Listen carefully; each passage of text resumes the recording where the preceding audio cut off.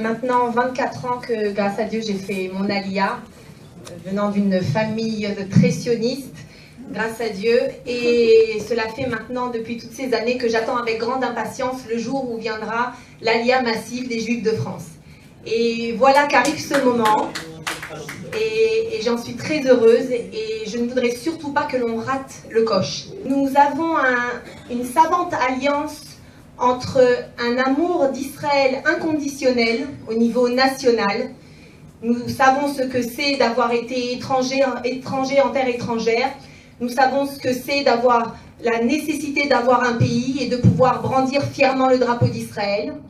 Donc entre cet amour inconditionnel pour Israël et notre foi inébranlable en nos traditions et en notre Torah, ce savant mélange fait de nous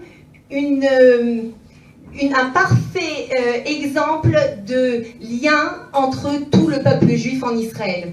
En Israël, vous savez qu'il y a beaucoup de gens qui sont catalogués. On a les Ashkénazes d'un côté, les Séfarades de l'autre, on a les Haridim d'un côté, les religieux nationalistes de l'autre. Et nous avons cette capacité de faire le lien entre tout le peuple. C'est la raison pour laquelle d'ailleurs nous avons initié cette association Israel is Forever, car nous sommes persuadés que la communauté juive française peut être la locomotive qui va cimenter le peuple et qui va pouvoir faire avancer l'histoire d'Israël. Et c'est la raison pour laquelle je veux absolument que les Juifs de France montent en Israël en masse.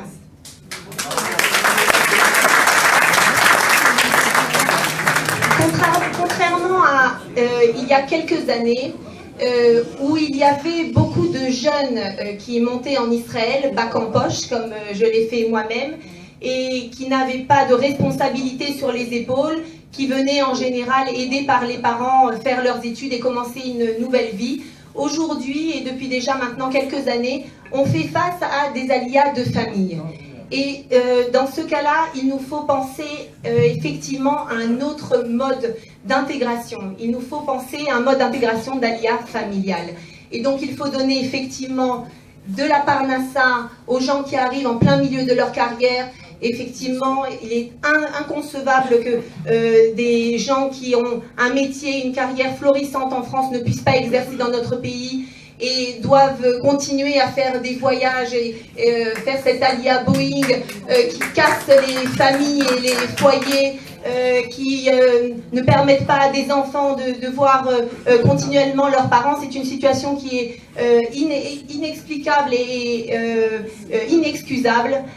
Il est évident que nous devons aussi donner une réponse aux enfants qui arrivent en plein milieu de cursus scolaire et au milieu de leur cursus universitaire. Nous devons aussi donner une réponse aux personnes âgées qui doivent être aussi assistées, parfois médicalement. Donc nous devons bien entendu pousser le gouvernement, le ministère de l'Intégration à penser aliyah de famille et donner toutes les réponses qui sont nécessaires.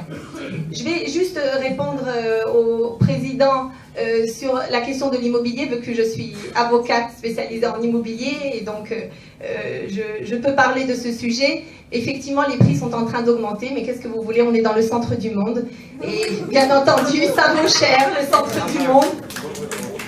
Mais on n'est pas obligé non plus d'avoir un appartement en plein des Rothschild à Tel Aviv. Et Israel is Forever a d'ailleurs lancé un projet pour que les Juifs de France puissent monter et s'installer en Judée-Samarie, où il y a des communautés qui sont extrêmement accueillantes et qui aident beaucoup plus facilement que dans les villes d'ailleurs où l'on est anonyme, qui aident beaucoup plus à l'intégration, où ils sont à côté de centres de grandes villes où ils peuvent exercer leur profession. Il y a des gens qui peuvent les aider, des familles adoptives, et les prix sont extrêmement moins chers. Donc c'est un bon moyen et nous exerçons également des pressions pour qu'il y ait beaucoup plus de permis de construire en Judée-Samarie et pour que les prix du coup baissent à l'échelle nationale. Et concernant le représentant français à la Knesset et au gouvernement ou dans les institutions, vous savez, sur la question de la parité, par exemple, homme-femme, eh bien, je suis contre, même si je suis une femme. Je pense que les femmes doivent arriver à des postes élevés si elles en sont capables, si elles ont les compétences pour, pas parce qu'elles sont femmes. De la même manière pour les Français, je serais très heureuse de voir un Français accéder à de hautes fonctions, à être député ou à être au gouvernement, mais il faut que ce soit un Français qui soit capable. Nous avons vu beaucoup de députés et de ministres avec notre organisation Israelis Forever qui sont tout à fait conscients de la qualité, de l'importance de l'Aliyah de France. Nous devons pousser pour qu'il y ait des ministres et des députés qui en soient conscients et qui travaillent pour. Et bien entendu, si c'est un représentant français qui est fidèle à notre idéologie, fidèle à notre amour d'Israël, fidèle à l'Aliyah, fidèle au sionisme, bien entendu que, et s'il a les compétences, il a toutes les chances d'être élu et d'arriver à de hautes fonctions.